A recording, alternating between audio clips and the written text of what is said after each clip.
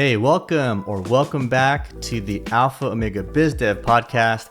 I'm your host, Dr. John Lee, and this is the place where we teach small business owners, specifically chiropractors, business strategies and tips that can help you build your dream practice. So in today's topic, we are going to talk about the 5 essential parts of a chiropractic business for long-term success. Now, running a small business, or any business for that matter, is no easy feat or task. There are many different parts. And so there are probably more parts to it that we can get into in the time we have for this podcast. But I want to share with you the 5 most essential parts that I've seen have been the biggest game changer for my own practice, but especially for the clients that I coach in their chiropractic business. So let's not waste any time and let's get right to it. The first essential for setting up your business, again, for long-term success, is that you need to have the right departments set up. Now, if you're a chiropractor watching this, or a healthcare professional, or just a small business owner, you may have never been really taught the importance of having distinct departments within your small business. I know that going to chiropractic school, this was not covered at all. I did not learn this actually until the second half of my chiropractic career. So I'm 22 years in practice now, but it wasn't until the second half of my career where I actually was exposed to this from another business expert. And when I say departments, there are usually 4, maybe 5 distinct departments within your small business. And even big businesses have departments, such as, say, Amazon.com, right? Huge business. They have distinct departments. I'll probably just, kind of guess a few. They probably have a marketing department, a sales department. They probably have a product fulfillment department with all the different warehouses they have to get their products shipped out on, a good timeline. They probably have an accounting and finance department so they can track all their, profits and gains and project things for financial forecasting. Okay. Well, that's a big business, right? You can actually scale those concepts down into a small business, especially a chiropractic clinic or a healthcare office. So I'm not going to go into all the details of that now. That will be a different podcast or training. But just understand, you do want to seek out and really learn what essential departments are needed for your business. Okay. And if it's chiropractic, it's probably going to be similar for most chiropractic clinics. Okay. So this is something that you want to figure out. I'll just give you a teaser. Okay. One will need to be marketing. One will need to be operations. And one other is service and sales. Okay, there's a couple more, but probably the 3 most essential ones are those that I just mentioned. Okay, the next essential for a business for long-term success is going to be building your A team, having a team of employees or team members that are really just rock solid A players, superstars, and they do exist. We have a team of A players at my practice, Lee Chiropractic in Irvine, California, and it's not by chance. Okay, how do we have a team of A players? We know how to hire. We know how to hire the right people. We know how to hire quickly. We have a whole hiring process that we've really perfected over many years. We know how to find the people, in the right listing sites. Okay, like nowadays it's Indeed or ZipRecruiter. We also know how to train people very quickly within the first 90 days. We have a whole systematic process to that, checklist for that. And we also know how to manage our team members with regular meetings, checking in with them, letting their voice be heard, making them really a part of our team, giving them a sense of, feeling of ownership in the progress of the business and practice. So really, if you have a team of A players or A team, this really gives your business stability, right? Because the last thing that we need as if you're a chiropractor, you're busy as a clinician trying to help patients every day. You don't want to think about hiring, firing, retraining, training again, right? Dealing with fires to be put out with your team members not getting along or not getting along with you. So it is so important to, again, hire the right people, A players, train them the right way, sustain and nurture those working relationships with regular meetings and continued resources and support with regular trainings. But you got to have a solid team of A players around you. And this also is what allows you as the business owner and lead doctor to take vacations, take time off, take 1, 2, 3 weeks off at a time, knowing that your team, and obviously that would need usually an associate doctor perhaps, but knowing that your whole team of A players can run the show without you having to worry or think about it. Okay, so that second essential is building the A team. The third essential for your business to have long-term success is you need to have really a command of your statistics, your office stats.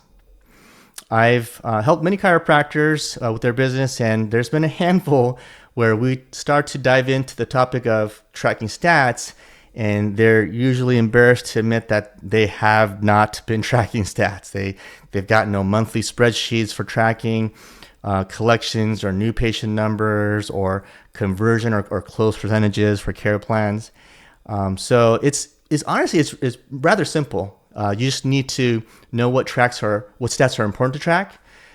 Simple spreadsheets to help you track this, and then really assigning those stats to the right team members to do this on a daily, weekly, monthly, and yearly basis. Okay, if you have the right stats and command those stats, and you know these stats like the back of your hand, right? For example, if I were to say to you, do you know your PVA, your patient visit average? Okay, that's a common one. Most doctors of chiropractic know that number. If I were to ask you, what is your dollar visit average collected?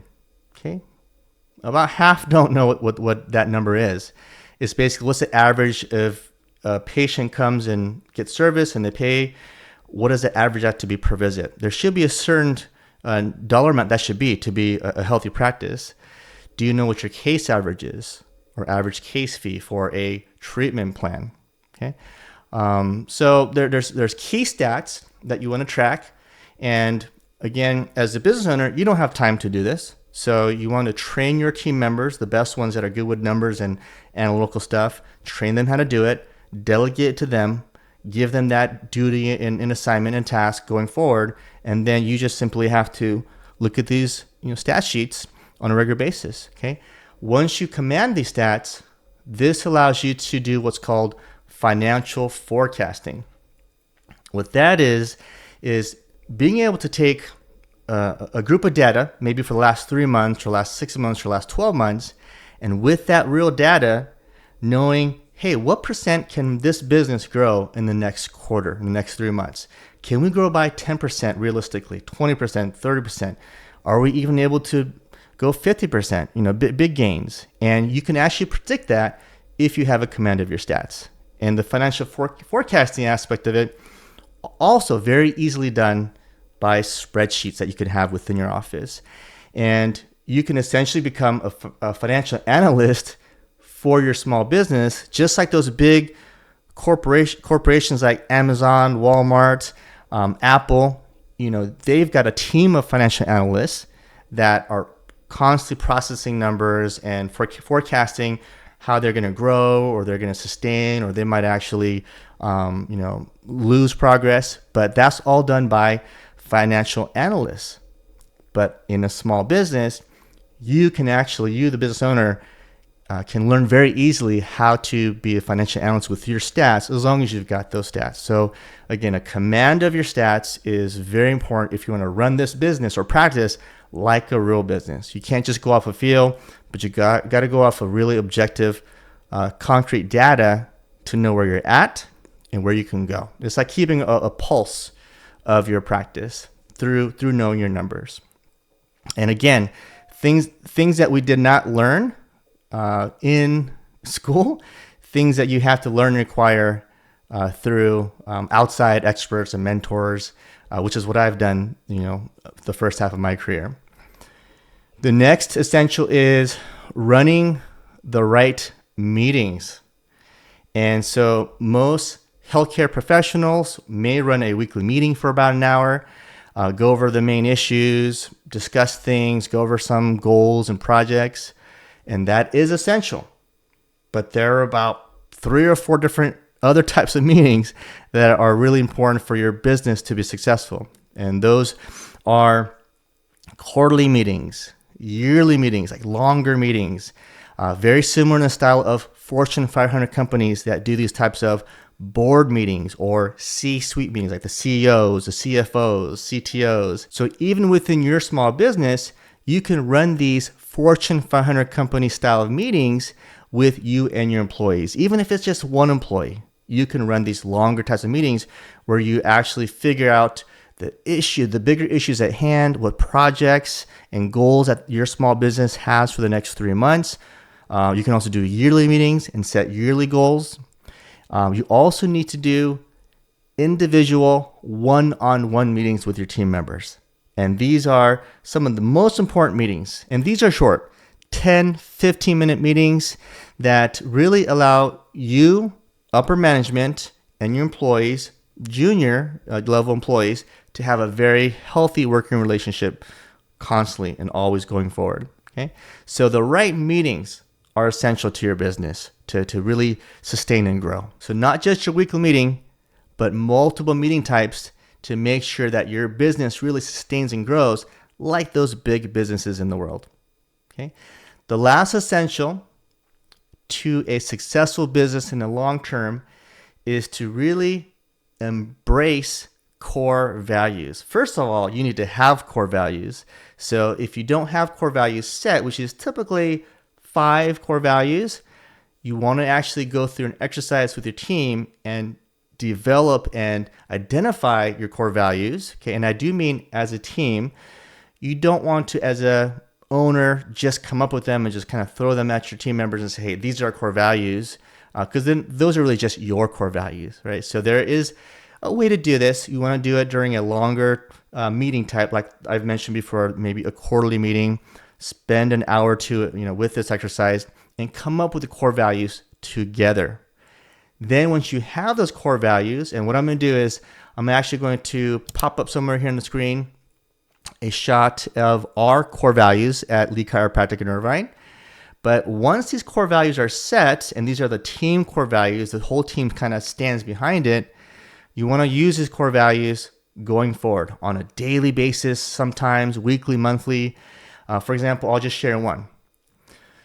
Let's just say that you want the service level, the quality of service in your practice just to kind of come up a notch or two, right? You've noticed that there's been some mistakes, patients have made some comments, and the team is getting a little bit sloppy, right?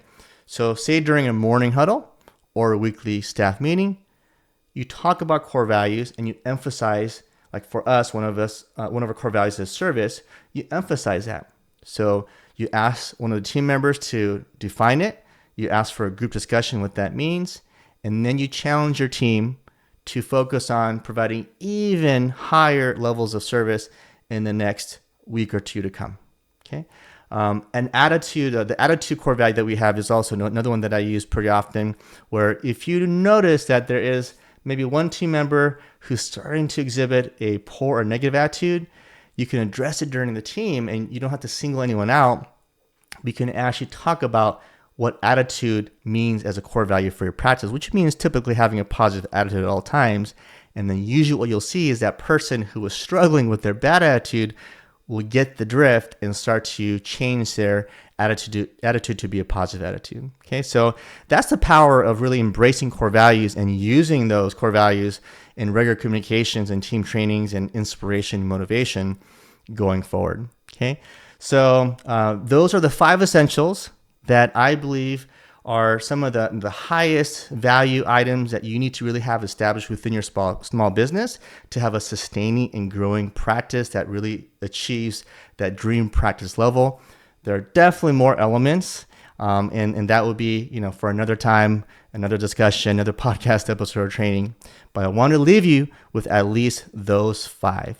Okay, if you are a chiropractor and you are really, full of questions and not sure, how to grow your practice. Maybe you've plateaued, maybe you're declining, maybe you don't even know where to start. Okay. Or maybe you're at a decent level and you want to get to the next level and next level.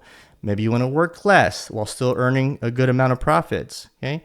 Our program, Alpha Omega Consulting, has all those answers. So all you got to do is reach out, schedule a call with one of our coaches, and we'd be happy to see how our program would fit your needs. Okay.